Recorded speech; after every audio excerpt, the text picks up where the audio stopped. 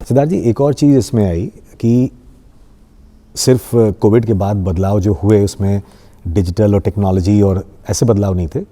एक बदलाव भारत सरकार ने भी कर दिया, वो ये था कि नई शिक्षा नीति आ गई, जिसकी बात बहुत पहले से हो रही थी, कोई नई बात नहीं है, लेकिन इम्प्लीमेंटेशन इस साल से उसका हुआ 2022 में। तो मेरा ये कहना है कि क्या स्कूल्स इसके लिए रेडी हैं और आप एज ए स्कूल इसको कैसे देख रहे हैं? सर, ये जो नेशनल न्यू एजुकेशन पॉलिसी जो आई है, आई थिंक ये बहुत ही प्रोग्रेसिव स्टेप है इस देश के लिए। इस देश को एक नॉलेज इकोनॉमी बनाने के लिए आई थिंक ये बहुत प्रोग्रेसिव स्टेप है। बहुत सारे अच्छे स्कूल्स जो इस देश में हैं, ये बहुत समय से इन दिशा में काम कर रहे हैं, पहले से बहुत सारे अच्छे स्कूल्स। एंड कहीं ना कहीं जो नेशनल एजुकेशन पॉलिसी जो टीम थी, इन्होंने इन स्कूलों में रिसर्च कर के ही इसको एक पॉलिसी का ढांचा दिया है। और हमारे जैसा जो स्कूल है उसके लिए ये पॉलिसी एक बहुत बोन की तरह आई है। Okay, because it has helped us communicate जो हम कर रहे हैं and share with the larger audience. Okay. And given us a straight pass and stamped that what you are doing as a school is the right way ahead. Okay. So it has given us a pathway, and it has given us a document to prove to the larger people in the local language. Right. Otherwise, these documents were put in research papers which we had studied as educators, and we were implementing it in our classroom. Right. But it's always difficult to transfer that research language to the society outside in the common lingo, right? So the document has really helped us do that. The document has really helped us do that. But you know, what the document really says should change is very beautiful. And for that we need to really understand कि school चालू India में कैसे हुए थे। Correct. I think हमारा देश ऐसा है जिसकी सबसे पुरानी हिस्ट्री है एजुकेशन की। Very true. डॉक्यूमेंटेड उसका एविडेंस भी हमारे पास, राइट। जब गुरुकुल सिस्टम था तो I think that was one of the most beautiful ways of schooling. उससे सुंदर तरीका न होगा, न आने वाले समय में आने वाला है। अग्रीड। कहीं ना कहीं हम उसकी, मेरा तो प्रयास है कैसे हम फॉर्मल स्कूलिंग को और गुरुकुल सिस्टम के तरफ हम कैसे हम आगे। तो क्या आप ये कह रहे हैं कि एनईपी या नई शिक्षा नीति कहीं ना कहीं से एक ब्रिज करने वाली है हमारे गुरुकुल सिस्टम से? पूरा तो नहीं, लेकिन कुछ एक पार्ट उसका।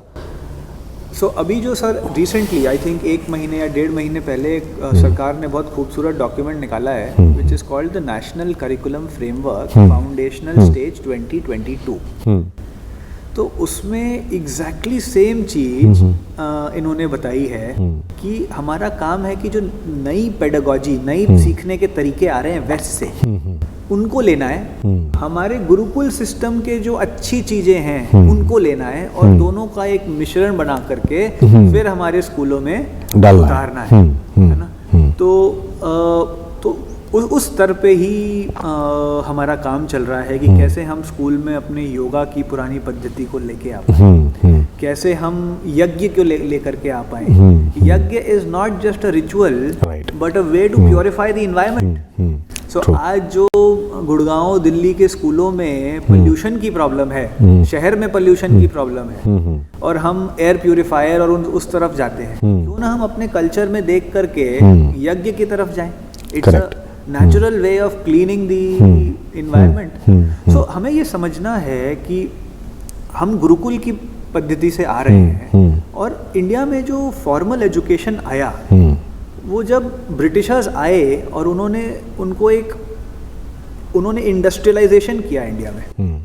जब इंडस्ट्रियलाइजेशन किया तो they were not finding workers for the factory, क्योंकि हमारा एजुकेशन सिस्टम इतना स्ट्रांग था गुरुकुल का कि वो हर एक व्यक्ति को सेल्फ सस्टेनेबल बना देता था, उसको व्यापार भी सिखा देता था, उसको दिनचर्या भी सिखा, और जो जिस ट्रेड के लायक होता था वो उस ट्रेड में बड़ी खुशी से जाके काम करता था। तो मेरे ख्याल से हैप्पीनेस इंडेक्स बहुत ही हाई रहती थी। Nobody was treating a particular job as a menial job और very supremacy based job in fact होते हैं, जो इंटाइटलमेंट थी वो नहीं थी यहाँ पे। लेकिन अभी क्या है कि उसके बाद से जब ये मैकेनिज्म आया तो डेफिनेटली वो कहीं ना कहीं से जो आपने शब्द यूज़ किया इंडस्ट्रियलाइजेशन ऑफ एजुकेशन भी हुआ, तो डेफिनेटली वो तो आया। तो क्या आपको लगता है कि एनईपी इन सब चीज़ों को ब्रेक करने में सफल हो पाएगा? प्रयास वही है। अच्छा। प्रयास वही है। कुछ लोग सफल होंगे, कुछ लोग जिनके पास शायद उतने रिसोर्सेज नहीं हैं वो स्ट्रगल भी करेंगे। बट मेरा मानना तो यही है, जो देश पहला कदम रखता है वो दूसरा भी रखेगा, तीसरा भी रखेगा और 100वां भी रखेगा। बिल्कुल, तो मैं तो अच्छी सोच रखता हूँ, उस पर मैं इस देश को बनाने का काम कर रहा हूँ, मैं तो यही समझता हूँ।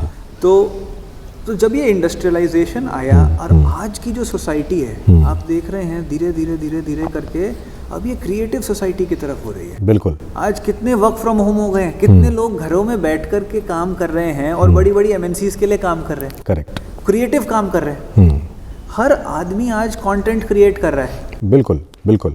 तो बिल्कुल। अब हम इंडस्ट्रियलाइज्ड सोसाइटी से मूव करके धीरे धीरे content creating knowledge based society की तरफ जा रहे हैं। तो अगर हमारी बाहर की दुनिया में बदलाव आ रहा है तो हमारा जो ये माइक्रो सिस्टम है जो कि स्कूल है, अगर हम उसमें बदलाव नहीं लाएंगे तो एक डाइकोटमी वहाँ क्रिएट होगी, इम्बैलेंस आ जाएगा। स्कूल हम फेल करेंगे। Very true. क्योंकि हमारा काम क्या है? हमारा काम है जो ये स्टूडेंट आ रहा है हमारे पास, जो सोसाइटी हमें ट्रस्ट कर रही है स्टूडेंट को हमारे पास भेजने में, हमारा काम है कि हमें उनके हित में सोचना है। ट्रू। सोसाइटी के बायसेस को के बारे में सोचना हमारा काम नहीं है। ट्रू। उसको सेकंड रख करके हमारा काम है बच्चे के हित में सोचना और उसको तैयार करना कि वो सोसाइटी के बायसेस को समझ करके उनके साथ लड़ पाए और एथिकल जिंदगी जी पाए। True, very true, very well said. तो ये जो एनईपी आई, या अब आपको पता है कि इसके अंदर क्या है, इसके लिए आपकी रेडीनेस, आपने जैसे बहुत अच्छी बात कही कि पहले से आप लोग बहुत सारी चीज़ें कर रहे थे, लेकिन अब इसमें मूल रूप से क्या स्ट्रक्चर आप लाने वाले हैं एज ए स्कूल? मैं बहुत सारे स्कूलों की तो बात नहीं कर सकता, लेकिन चूँकि आपसे बात कर रहा हूँ जो एक फ्लैगशिप स्कूल है इस शहर का, बनारस का, और हम ये टॉक शो ही पूरा हमने जो डिसाइड किया था कि एक कम से कम दशा तो नहीं बदल सकता, दिशा ज़रूर देने की कोशिश कर सकता है। तो as a responsible school, how do you see it going with you and your school now, apart from what you have been doing? क्या नई चीज़ें इसके कारण अब आप लाना चाहते हैं? सर हम देखिए, कोई भी सिस्टम, इतना बड़ा सिस्टम, सर मेरा मानना है कि वो एक रात में तो बदलता है नहीं। बिल्कुल।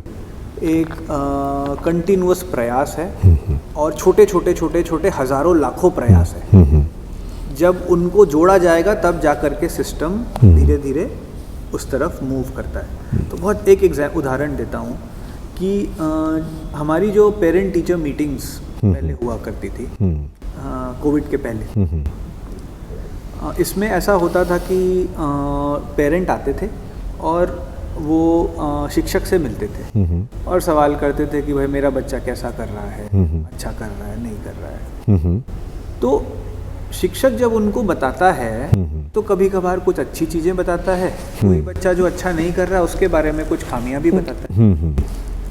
तो कहीं ना कहीं हमने ये समझा कि वो जब कुछ खामियां बताता है तो शिक्षक और बच्चे का जो रिश्ता है वो कहीं ना कहीं खराब हो जाता है, उसमें खटास आती है। हाँ, कोई अपने बारे में गलत सुनना नहीं चाहता। और बच्चों की ईगो लेवल इतनी ज़्यादा हाई हो गई है जो होनी नहीं चाहिए।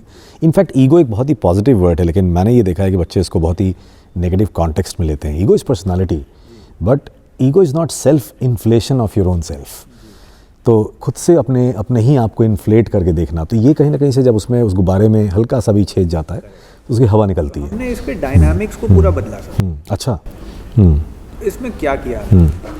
देखिए, कोई भी बच्चा, कोई भी मनुष्य, टीचर हो, बच्चा हो, पेरेंट हो, वो अपने बारे में और अपने बगल वालों के बारे में हमेशा ही अच्छा सोचेगा। कभी कभार कुछ माहौल ऐसे हो जाते हैं, सिचुएशन ऐसी हो जाती है। या बच्चों की बात कर रहे हैं, बच्चों की बात कर रहे हैं, तो बच्चा अपने बारे में अच्छा ही बताएगा, राइट, और सही चीज बताएगा, गलत नहीं बताएगा। करेक्ट। उसको सही पता है, करेक्ट। उससे ज्यादा उसके बारे में और किसी को नहीं पता है। True, very true.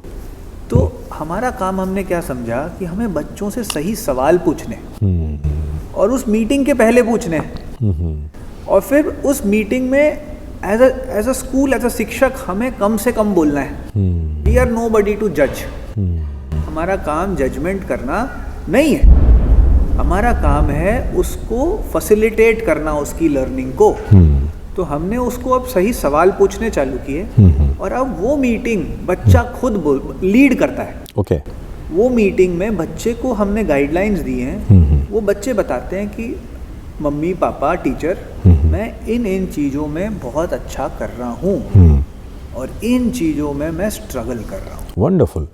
तो ये बशर्ते कि एक टीचर बताए इस बात को, उसमें पेन चुभा के गुब्बारे में, वो गुब्बारे की हवा थोड़ी खुद ही निकाल देता है। Very nice, very nice. जब ऐसा होता है तो डायलॉग पूरा चेंज हो जाता है। करेक्ट, तो करेक्ट। टीचर पूछता है कि बेटा मैं क्या करूं तुम्हारी मदद करने के लिए, तुम Very बताओ, true, very मैं true. रेडी हूँ। हाँ, तुम ऐसे हो कि जगह पे मैं कैसे इसको ठीक कर सकता हूँ जो तुमने मुझे बताया। आई think that's a very positive बहुत स्टेप। छोटा सा बदलाव। नहीं, ये बहुत बड़ा बदलाव है। मुझे लगता है कि मैं बहुत ही वेहमेंटली स्कूलों में जा करके, आपके स्कूल में भी ये बात बोलता हूँ कि टीचर्स ट्रेनिंग वगैरह में, कि पेरेंट टीचर मीटिंग से बड़ा फ्यूटाइल कोई दूसरा एफर्ट है नहीं। बट आई थिंक इसने पूरा कॉन्टेक्स्ट चेंज कर देना है, क्योंकि अगर बच्चा खुद अपना असेसमेंट करे, और वो गलत भी करे, ठीक है, लेकिन गलत करने में बच्चे को पता रहेगा कि ये गलत मैंने किया। तो मैं अगर आपसे, मैं डॉक्टर हूँ और आप मुझसे अपनी बात कह रहे हैं, बता नहीं रहे हैं कि मेरे पेट में कितना दर्द है या कहाँ है, तो डॉक्टर आपको ठीक कैसे करेगा? तो आपके लिए एज अ पेशेंट ये बताना ज़रूरी है। पहले समझना कि मैं पेशेंट हूँ या नहीं हूँ, और अगर हूँ तो एग्जैक्टली कितने प्रोपोर्शन में क्या, डॉक्टर साहब बहुत दर्द हो रहा है, तो डॉक्टर बोलेगा इतना दर्द हो रहा है तो आप दवा थोड़ी सी ज़्यादा ले लो मुझसे। तो definitely that's a very good thing, rather than doctor आपको डायग्नोज करके बताए, फिर तो आपके 50 टेस्ट होंगे और कोई इसको पसंद नहीं करेगा। I think that's a very very good way of moving forward, and will see how it really helps in your school which has been doing wonders in fact over there. ठीक तो है, ये एक बहुत छोटा सा मैंने एक एग्जांपल दिया। ऐसे आप अगर मैं बोलूँगा तो आई थिंक पूरा दिन निकलेगा। हाँ, हाँ, बिल्कुल। ऐसे बहुत सारी so many things, yeah. चीज़ों Right, के ऊपर right. हम काम कर रहे Right, हैं, right. और इसको कैसे हम मैंने यही माना है कि एक छोटी छोटी चीज़ें जब फाइनली जा कर के जुड़ती हैं और एक दिशा में काम, तो फिर एक बड़ी पिक्चर निकल के सामने आती है। Picture wonderful, that's fantastic, fantastic.